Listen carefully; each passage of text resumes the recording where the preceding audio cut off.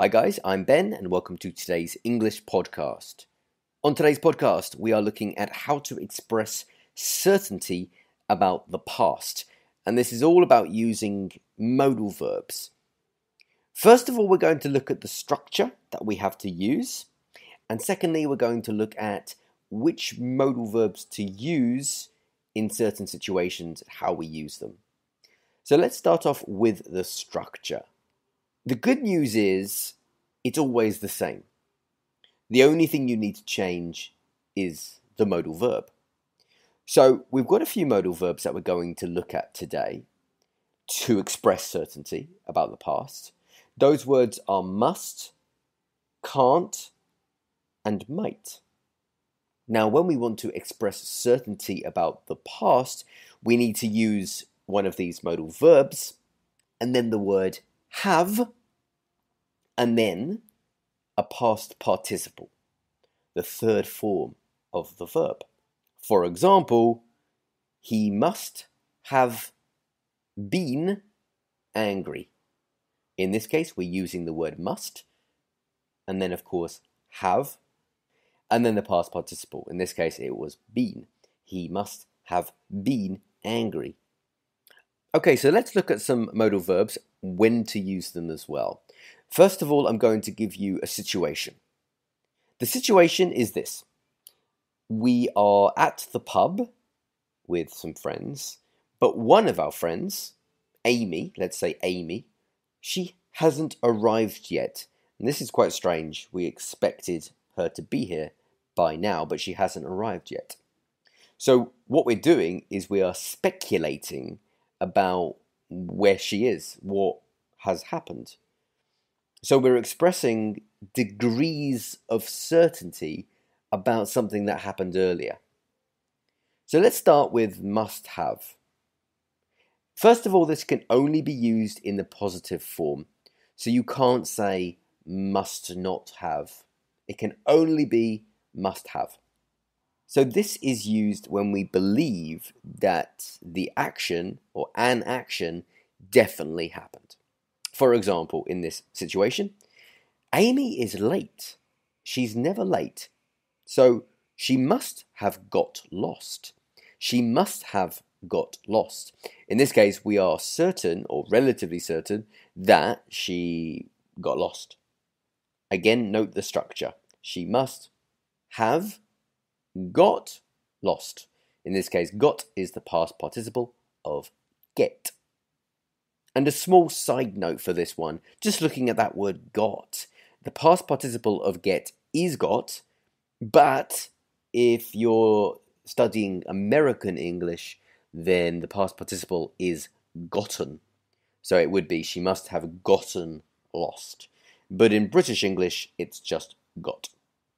Okay, next, can't have. So while must have can only be used in the positive form, can't have can only be used in the negative form. In this case, we believe that the action definitely didn't happen. For example, Amy can't have got lost. She's been here so many times before, so she can't have got lost. We are saying that we believe that there is no way that she got lost. She can't have got lost. And the next one, might have. We use might have when we believe that the action possibly happened. So it's certainly not as certain as must have. For example, Amy told me that she's really busy at work, so she might have finished work late.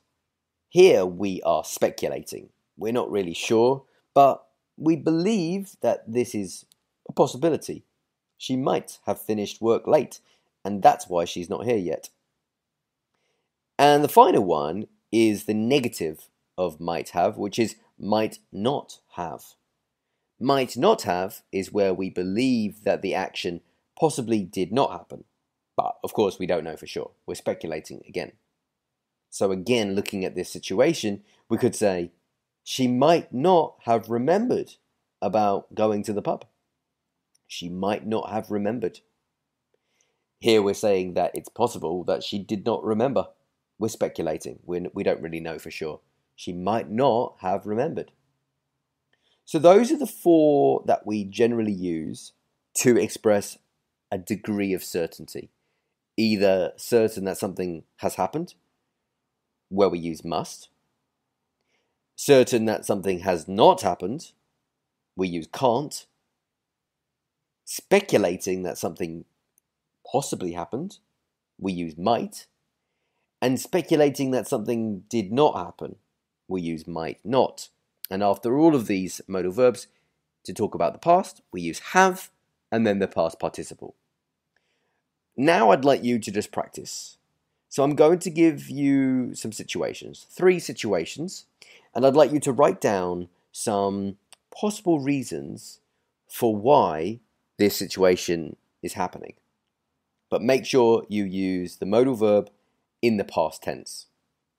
So I'm going to give you 3 situations. Here's the first. Your friend was really upset last night. Your friend was really upset last night. So can you think of some possibilities or certainties for why? Second, we're expecting an invitation to a wedding, but haven't received it yet. And third, I can't find my phone. So what happened, do you think, in those situations? Can you speculate or can you express your certainty about what you think happened? And if you can think of some more situations, then do so and write down the possibilities or the certainties for what happened. So that's all for today's podcast about this grammar point using modal verbs in the past.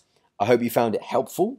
Remember, if you have ideas for future podcasts, it could be grammar points, it could be anything really, then I always like hearing from you, so you can send me an email and you can find all my contact details on my website, which is learnenglishwithben.com.